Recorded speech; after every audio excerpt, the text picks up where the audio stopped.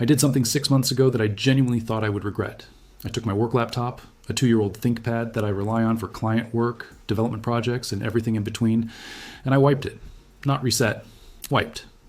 I formatted the drive, erased the Windows 11 installation that had been on it since the day I bought it, and installed Linux in its place. No dual boot, no safety net. One operating system, one choice, and a very real possibility that I was going to spend the next week fighting my own computer instead of using it. That was 6 months ago. I'm recording this on that same laptop.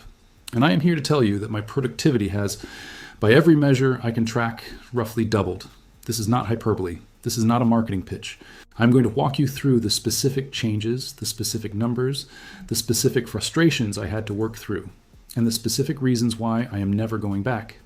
If you have been thinking about making a similar change, this is the unfiltered version of what to expect. First, some context. I am not a systems administrator. I'm not a Linux kernel developer. I am not one of those people who has been running Gentoo since the early 2000s and who types at a terminal faster than most people type in a word processor. I am a working professional. My day involves writing documents, running video calls, editing media, using a handful of specific applications for client work, and doing the kind of light software development that most knowledge workers do these days, whether they call themselves developers or not. I spent the previous decade on Windows because Windows was what came on the laptop, and because every professional tool I needed to use either worked natively on Windows or worked through a browser that worked on Windows. Windows was not a choice, it was the default. The thing that pushed me off Windows was not a single event. It was a slow accumulation of friction. Windows 11 pushed features I did not want. It nagged me about OneDrive, about Microsoft accounts, about Edge, about features I had disabled that Windows would re-enable after every major update. Performance on my laptop, which had been fine when I bought it, had degraded to the point that boot times were measured in full minutes, and where simple tasks like opening a File Explorer window sometimes took 10 seconds. Background processes I had no memory of installing were consuming noticeable chunks of memory. My battery life had collapsed. The sealed box nature of the operating system meant that fixing any of it required reverse engineering Microsoft's telemetry behavior or running registry hacks that might be broken by the next update. At some point, I did the calculation. If my computer is slower than it should be, and I spend 20 minutes a day waiting on it, that is 100 minutes a week, which is more than 80 hours a year. My hourly rate is not low. The math got uncomfortable fast. So I wiped the machine and installed Ubuntu 24.04 LTS. Why Ubuntu? Because it is the default Linux distribution for people who do not want to make 80 decisions about their operating system before they can check email. Ubuntu comes with reasonable defaults, wide hardware support, and enough polish that the first experience is comparable to installing Windows. There are better distributions for specific use cases, but for working professional switching over, Ubuntu is hard to beat as a starting point. The installation took about 20 minutes. It detected my Wi-Fi, my Bluetooth, my webcam, my touchpad, and my fingerprint reader. The trackpad gestures worked out of the box. The screen scaling was correct. The battery life indicator was accurate. I expected some of this to fight me. It did not. That was the first surprise. What I expected to be the hard part was my applications. Let me walk through the specifics, because this is where the decision becomes real for anyone considering it.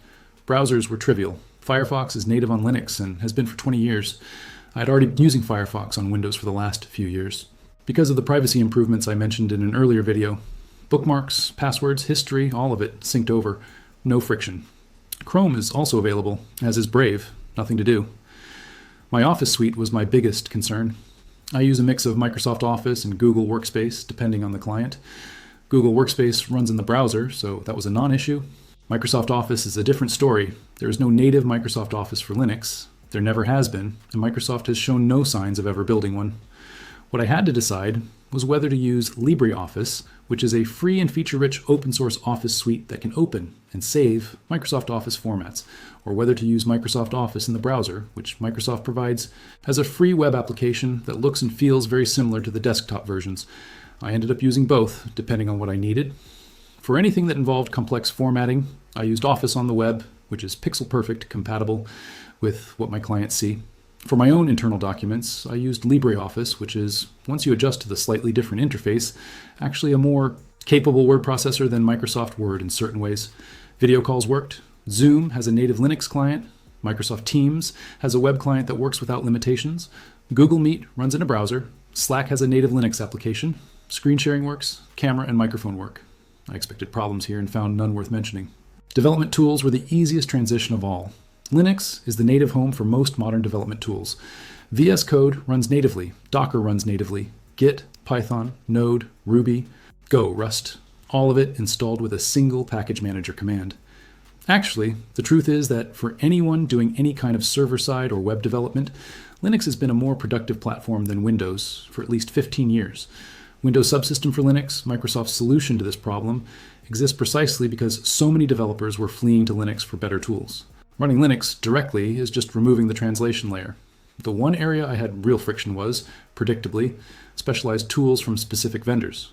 My password manager, which I will not name, required running a Windows application through Wine for the first 2 weeks, until the vendor shipped a native Linux client, which was in beta when I started. My scanner, a mid-range Brother multifunction device, worked perfectly for scanning, but required a third-party CUPS driver for printing, which took me about 40 minutes to configure. My video editing software, which on Windows had been Adobe Premiere, did not work, and I had to migrate to DaVinci Resolve, which has a free native Linux version. DaVinci Resolve turned out to be, in my unexpected opinion, a better video editor than Premiere.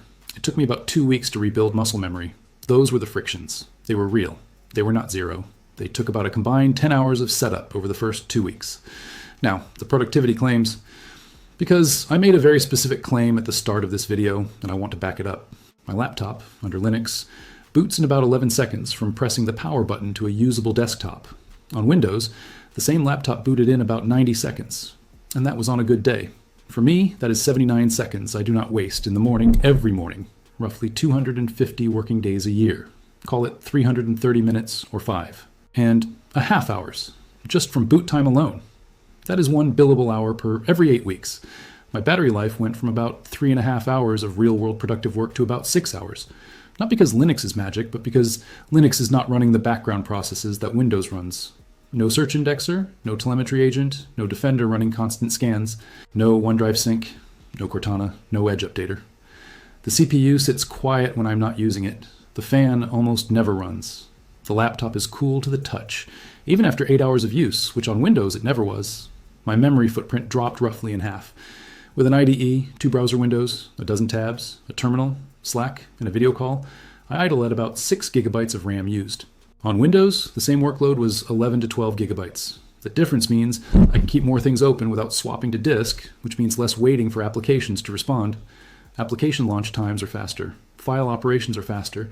Search is faster, and actually searches the things I wanted to search without trying to upsell me on Bing. Updates, when they happen, finish in the background without forcing reboots at inconvenient times. I have not seen a blue screen, a progress bar during shutdown, or a forced restart in 6 months. My computer is just, I do not know how else to describe it, quiet. It does what I ask it to do and nothing else. That quality, the feeling of not being fought by your own machine, is worth more than any specific benchmark. Now, the honest caveats. This is not going to work for everyone. If your work requires Adobe Creative Cloud at a professional level, current versions of Premiere and After Effects, Linux is not there. You can run older versions through bottles, as I discussed in a previous video, but that is a workaround, not a solution. If your work requires AutoCAD, SolidWorks, or similar engineering software, Linux alternatives exist, but are not drop-in replacements. If your work requires specific enterprise applications that only have Windows clients, you will fight an uphill battle. Before you wipe your machine, make a list of every tool you use on an average day and check each one for Linux support. If more than 1 or 2 are missing or inadequate, Linux is probably not ready for your specific workflow yet. That is a statement of fact, not an insult. For the rest of us, for the large and growing group of people whose work is primarily done through a browser, a text editor, a command line, and a handful of standard communication tools, Linux is not just ready. It is, measurably, a better experience, and the productivity gains I described are not exceptional. They are typical. Search the web for any professional who has made the switch in the last 2 years, and you will find similar accounts. Faster boot, longer battery, less interruption, more control. The barrier to trying it has never been technical. The barrier has always been psychological. Windows is the default. The default is comfortable. Leaving the default requires an act of will, and the first week feels strange. That is normal. It passes. What replaces it is a sense of owning your own computer that, if you grew up on Windows, you may never have felt before. I'm not going to tell you that you should wipe your machine today. That is a decision only you can make, based on what you actually do with it. What I will tell you is that if the thought has crossed your mind, the friction of acting on it is lower than you expect, and the reward, for the right user, is substantial.